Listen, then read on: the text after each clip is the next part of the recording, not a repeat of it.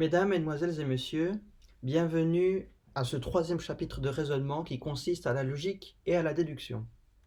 Dans le cadre de ce chapitre, nous allons voir les diagrammes de Venn, les tables et ainsi que les tables de vérité. À partir des tables de vérité, nous allons comprendre la notion de négation, contraposée et connecteur logique, qui sont des outils indispensables pour savoir résoudre n'importe quel exercice de raisonnement à partir de la structure de énoncés, de phrases et qui demande bien sûr votre sens logique. Alors, juste pour introduire pourquoi nous allons parler de ce chapitre, eh bien, tout d'abord, la pensée logique déductive, qu'est-ce que c'est? Eh bien, la pensée logique déductive, ça consiste à tirer des conclusions logiques à partir de faits énoncés et des règles générales proposées. En effet, à partir de notions des prémices ou des énoncés et à partir d'expériences qui sont dues à l'observation, eh bien, à partir de l'observation, par des notions empiriques, donc empirique, ça veut dire tirer des conclusions dues à l'observation, eh bien, on peut retrouver une structure logique pour prédire un autre phénomène qui pourrait suivre cette même logique. Et donc, à partir de faits, donc des énoncés qu'on vous propose dans un énoncé d'exercice, dans le cadre d'un examen de raisonnement, on vous propose plusieurs énoncés, eh bien, c'est à vous de comprendre quelle est la logique à en tirer et l'appliquer par la suite. Okay. Et donc ce type d'exercice demande donc de reconnaître si certaines phrases possèdent donc un sens logique, il y a donc une construction commune. Évidemment, chaque phrase, quand ils ont une signification, enfin, si deux phrases ont une signification, à partir de phrases ou d'énoncés, c'est à vous de voir la structure de ces phrases, de savoir décortiquer de manière à savoir s'il y a une logique, une syntaxe logique. Donc, faites attention. Le français, c'est quelque chose. Quand vous lisez, vous avez une compréhension verbale. Et ça, c'est ce que n'importe quel individu détient. Mais regardez toujours sous un autre œil la structure des phrases, parce que la structure syntaxique des phrases, ça a une structure logique. Par exemple, si je dis le fait d'appeler une ambulance, ça implique, enfin, comment je pourrais dire ça? Si j'appelle une ambulance, alors le patient est sauvé. Voilà, parce que l'ambulance va arriver, il va sauver le patient à temps. Donc si j'appelle l'ambulance à temps, le patient ou la personne en danger sera sauvée. Alors, vous voyez la formation si,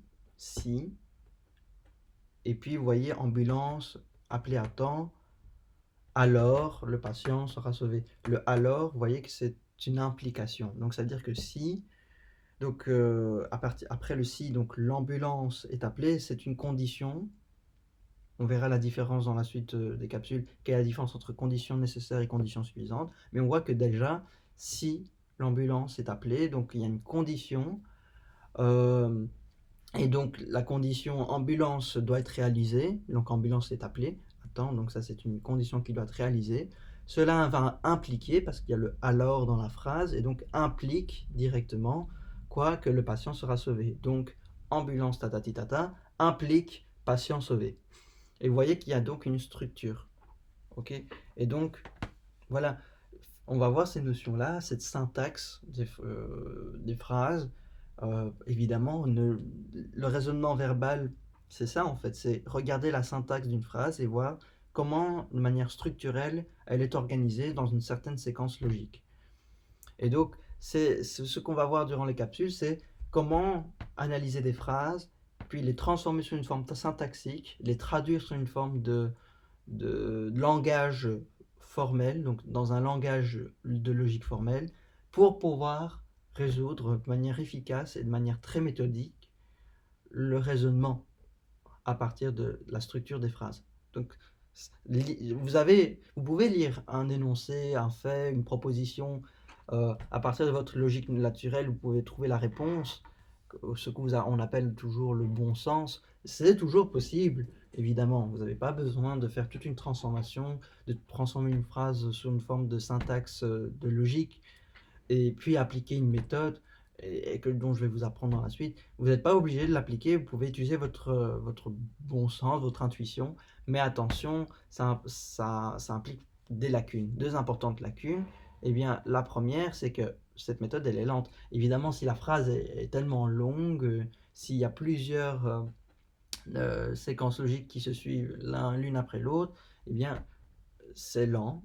Votre intuition, elle est lente parce qu'elle doit réfléchir au cas par cas, les cas exceptionnels ou les contre-exemples, etc., etc. Et tout ça, ça demande de la réflexion et ça demande beaucoup, beaucoup au cerveau de réfléchir à tout ça. Et donc, c'est lent. Et donc, pour une bête question, si vous appliquez la bonne méthode, vous pouvez le résoudre même pas en 30 à 1 minute, 30 secondes à 1 minute.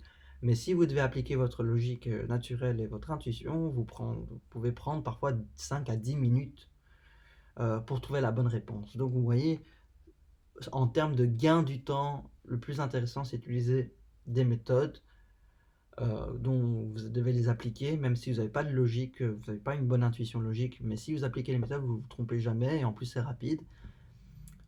Vous pouvez utiliser, et vous devez utiliser ça, c'est ce que je vous recommande pour l'examen de raisonnement. Mais rien ne vous empêche d'utiliser votre bon sens, votre logique naturelle. Mais attention, parfois votre logique, si vous n'êtes pas sûr de vous-même, si vous n'avez pas confiance en vous, vous pouvez être à côté de la plaque. Et en même temps, vous pouvez être lent. Et attention, être lent, c'est perdre du temps. Et perdre du temps pendant un examen, c'est pas bon signe parce qu'un examen, évidemment, c'est un temps limité. Évidemment, le temps d'un examen, ce n'est pas illimité. Vous avez un certain délai. Et donc, gagner du temps, ce n'est que votre bénéfice durant cet examen.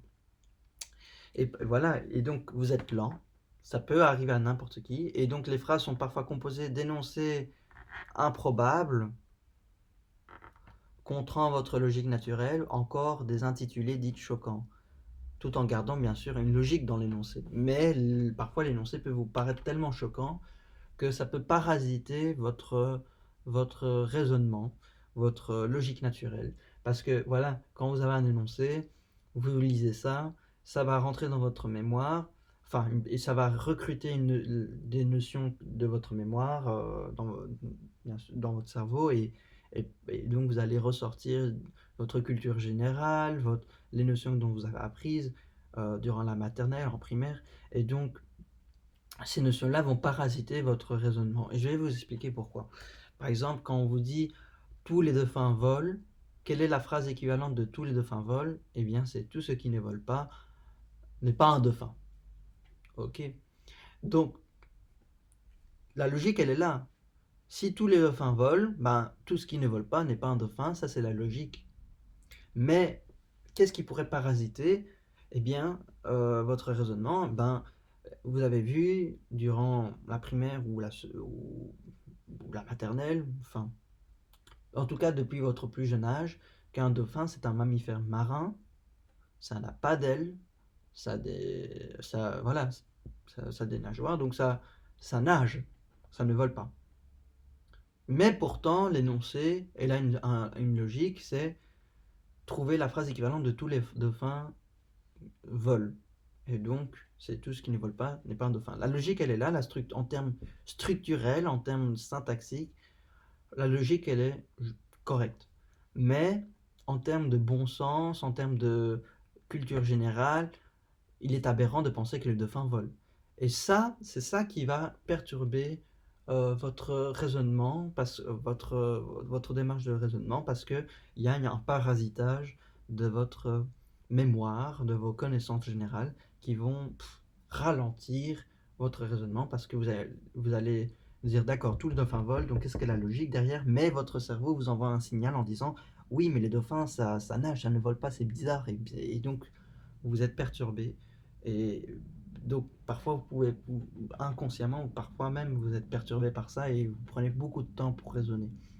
C'est pour ça qu'une méthode systématique ne fera que vous fera que gagner du temps, et en même temps si vous n'avez pas de bon sens logique, vous êtes totalement nul à ça, ne vous inquiétez pas, même le plus nul en logique, s'il applique les méthodes, il ne se trompera jamais.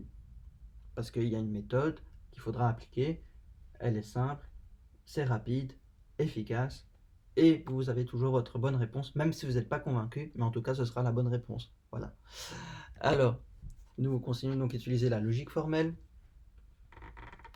ou le syllogisme conditionnel. Et le syllogisme conditionnel et la logique formelle, c'est la même chose. Et donc ça, ce seront les tableaux de vérité où on va utiliser beaucoup ces notions-là. Mais pour le syllogisme simple, pur et dur, eh bien ça, ce sera les diagrammes de Venn. Mais attention, l'un complète l'autre, c'est-à-dire que ce sont deux chemins en parallèle pour arriver au même résultat. Donc parfois, dans un énoncé, il est très difficile d'appliquer le diagramme de Venn parce que le diagramme de Venn, voilà, c'est une notion de dessiner un diagramme, de schématiser l'énoncé pour pouvoir en tirer une conclusion. Mais parfois, l'énoncé est tellement compliqué et tellement élaboré que dessiner le diagramme de Venn, ben, peut-être que cela vous demandera 10 diagrammes de Venn pour résoudre l'exercice et ça sera vraiment relativement long, parfois ambigu, parfois vous allez vous mettre les pinceaux. Donc il faudra utiliser la table de vérité dans ce cas-là pour faciliter le chemin.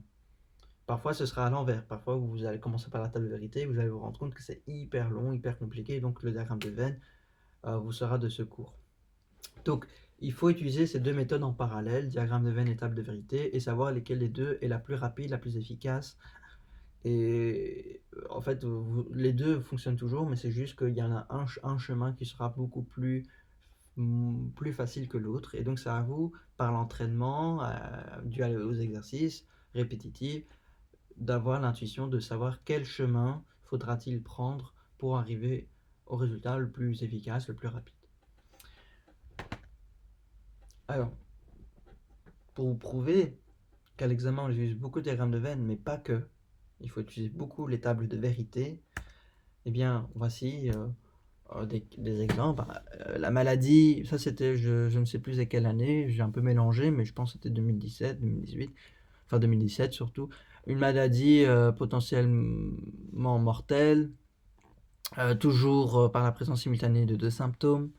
Vous êtes médecin d'urgence, voilà, vous traitez, qui est un diagnostic, symptôme S1, quelle aptitude. Bah là, par exemple, vous pouvez utiliser la table de vérité. Il est établi qu'une personne à symptôme S doit forcément doit être atteinte de la maladie M. On sait qu'il suffit d'appliquer le traitement X pour avoir nanani nana, enfin bref, il suffit, vous voyez déjà, c'est une condition. Alors, soit nécessaire, soit suffisante, on va voir la différence dans la suite. Donc, vous voyez qu'on doit appliquer la notion de condition.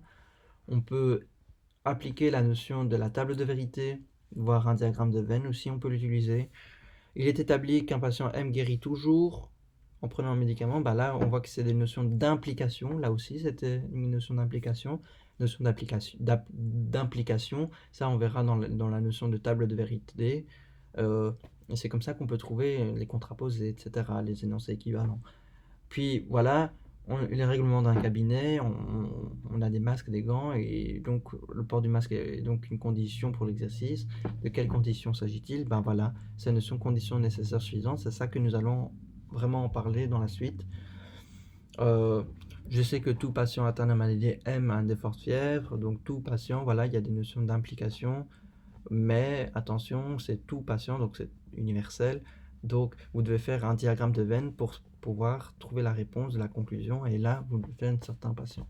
Sauf exception, pour qu'un patient soit partiellement dans une mutuelle, blablabla, bah, vous voyez que là, ici dans cet exercice, il fallait utiliser la notion de conditions nécessaires ou suffisantes, et voir quelles conditions c'était, et bien sûr, utiliser peut-être la loi de Morgan, qu'on va voir par la suite. Par exemple, pour avoir deux conditions, il faut avoir une intersection entre deux conditions pour avoir une réalisation d'un événement.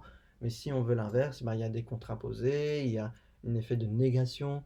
Donc voilà, il y a des règles à respecter, et donc le et devient un ou, et les ou devient des et. Enfin, je dis ça comme ça en l'air, je suis sûr que vous ne comprendrez pas tout ce que je suis en train de dire maintenant. C'est juste pour vous introduire, mais on va parler de tout ça en détail évidemment. Il établit qu'un patient atteint de maladie Q guérit s'il suit, bah voilà, il y a des conditions pour la guérison.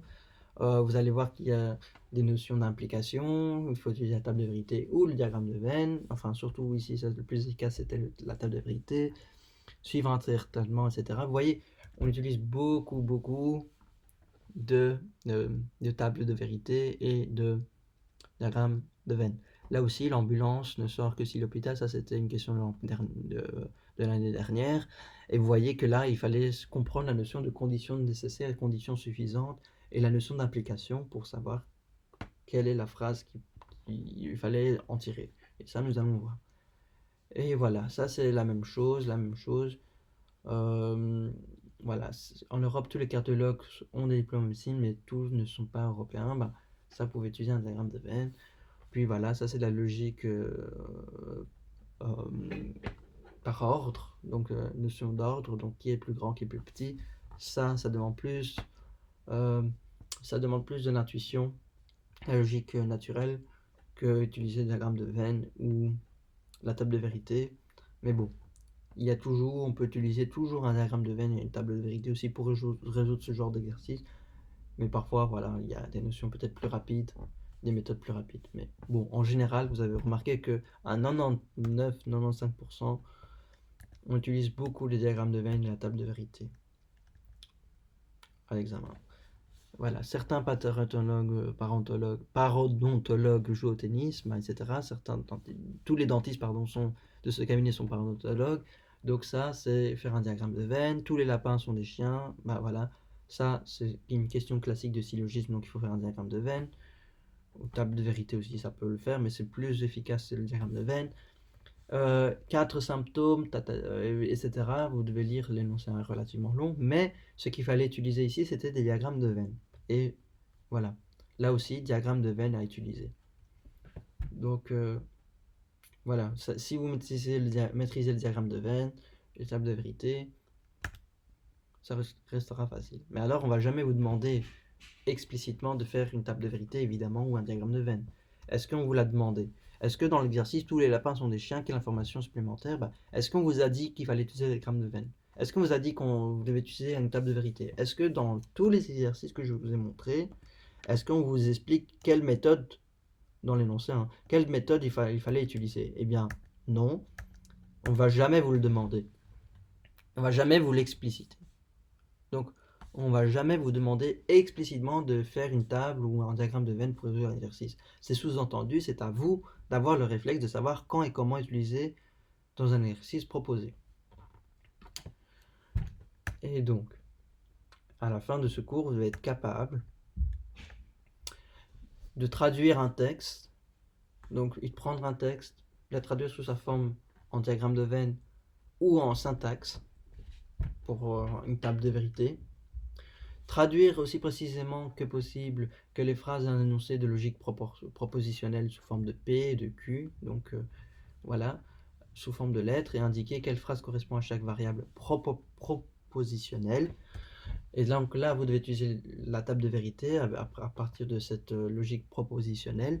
Comprendre la notion de connecteur logique, ce sont les ou, les et, les implications, les équivalences, etc.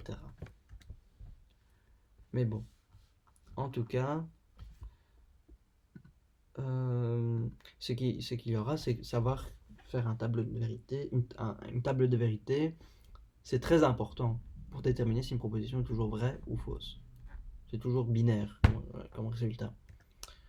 Comprendre la notion de quantificateur, donc il existe, les pour tout, la négation, dans la langue française. Comprendre la notion de contraposé, très important. Réciproque, très important aussi. Savoir appliquer la table de vérité dans la situation ou dans des textes. Parfois, les textes vous demandent dans un paragraphe l'application de notions de table de vérité ou de diagramme de Venn. C'est très rare parce que c'est très compliqué pour un long texte, mais toujours un paragraphe qu'on vous propose et on vous demande la logique derrière. Savoir faire un arbre syntaxique, évidemment. Pour savoir faire un arbre syntaxique, c'est très important, c'est la première étape. En fait, la première étape, si vous voulez, c'est lire l'énoncé, donc lire la phrase. Deuxièmement, le traduire en variable propositionnelle.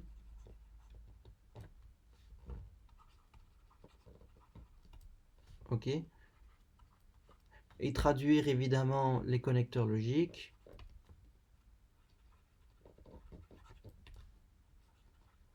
Ok, donc les et, les ou, l'implication, etc. Et traduire les phrases sous forme de variables propositionnelles sous forme de P et de Q. Quatrième étape, faire un arbre syntaxique pour décortiquer la traduction propositionnelle, donc sous forme logique, et donc ensuite faire une table de vérité.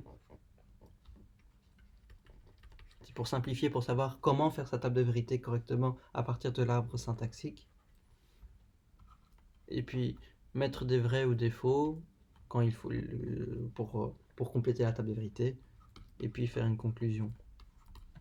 C'est comme ça qu'il faudra faire. Vérifier l'argumentation ou un énoncé par la table de vérité. C'est ça, à partir de la conclusion que vous pouvez faire sur la table de vérité. Comprendre les textes. Alors,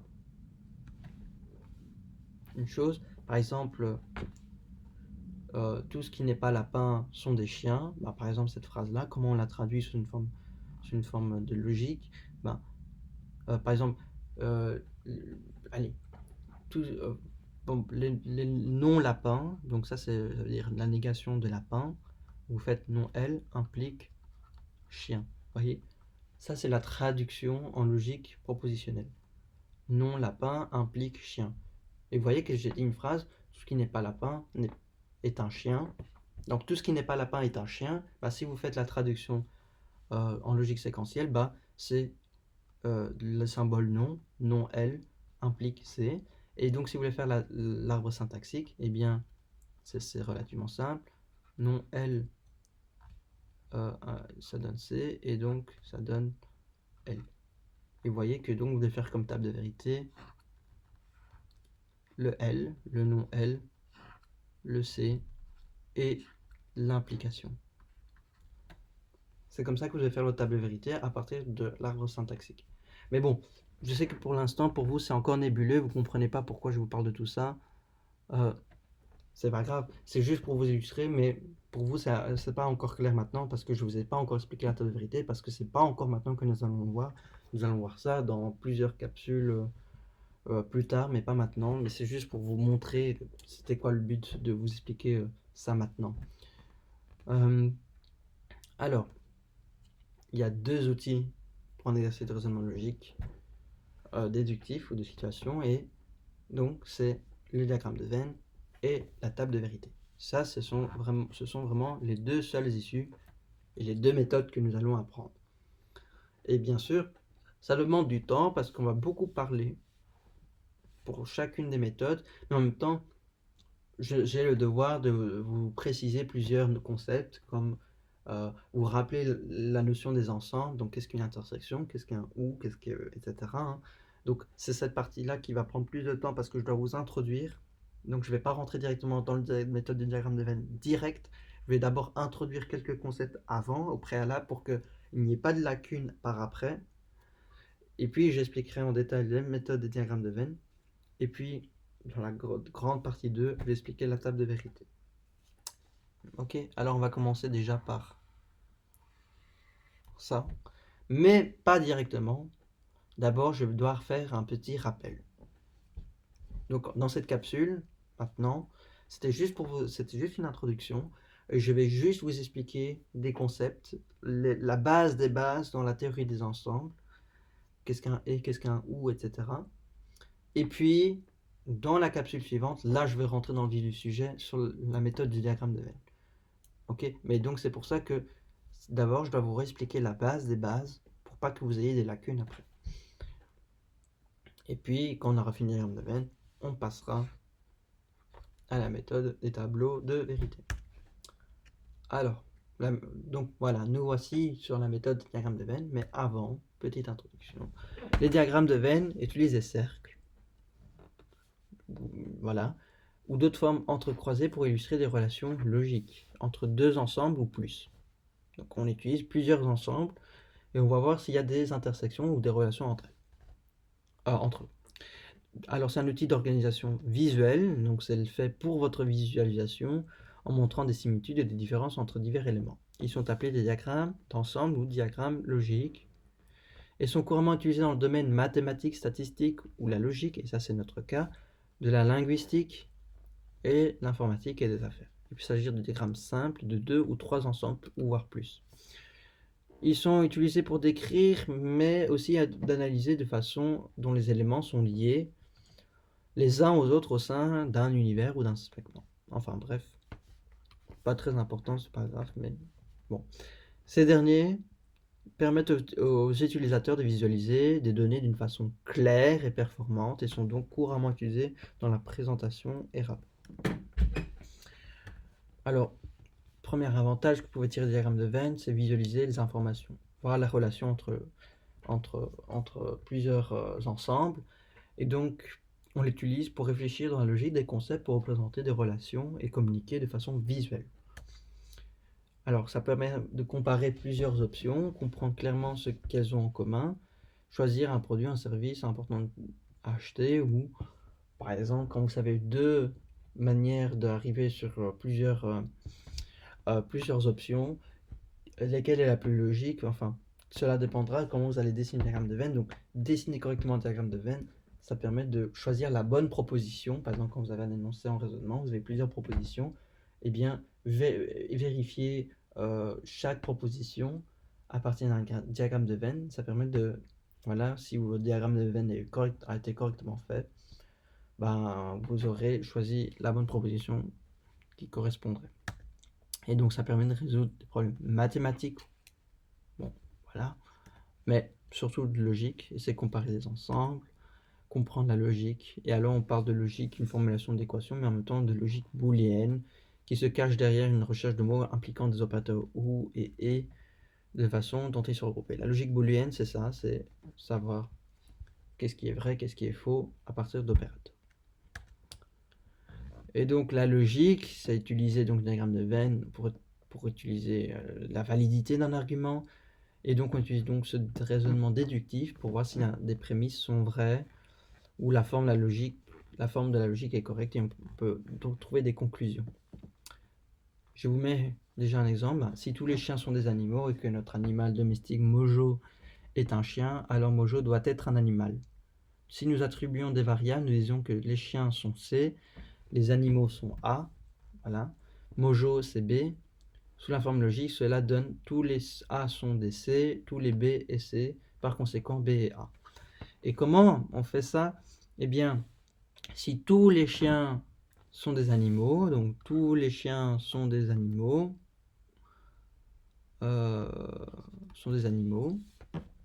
si tous les chiens sont des animaux, Mojo est un chien. Ben, Mojo, on avait appelé ça comme variable B. Donc Mojo est un chien. Qu'est-ce que vous pouvez conclure? Eh bien, vous faites B suivi de C suivi de A. Donc B donne A. Donc Mojo est un animal. Voilà, et c'est ça la conclusion. Donc vous avez une logique séquentielle. Ça c'est la logique séquentielle. Et donc ça c'est la logique formelle. Et donc cette logique séquentielle, vous donnez une notion d'implication. Bah, si tous les chiens sont des animaux, Mojo est un chien, vous suivez l'ordre séquentiel, B implique C, donc C implique A, et vous voyez que dès lors, B implique directement A, et donc Mojo est un animal. C'est comme ça qu'il faut procéder. Ou soit vous faites un diagramme de Venn. Et donc pour traduire C implique A, donc tous les chiens sont des animaux, ben, tous les chiens sont des animaux, donc d'office c'est un sous-ensemble de animal, et que B c'est quoi? B c'est un, donc Mojo est un chien, donc B est un sous-ensemble de chiens, d'accord? Comment faire le diagramme de Venn résultant de ces deux prémices?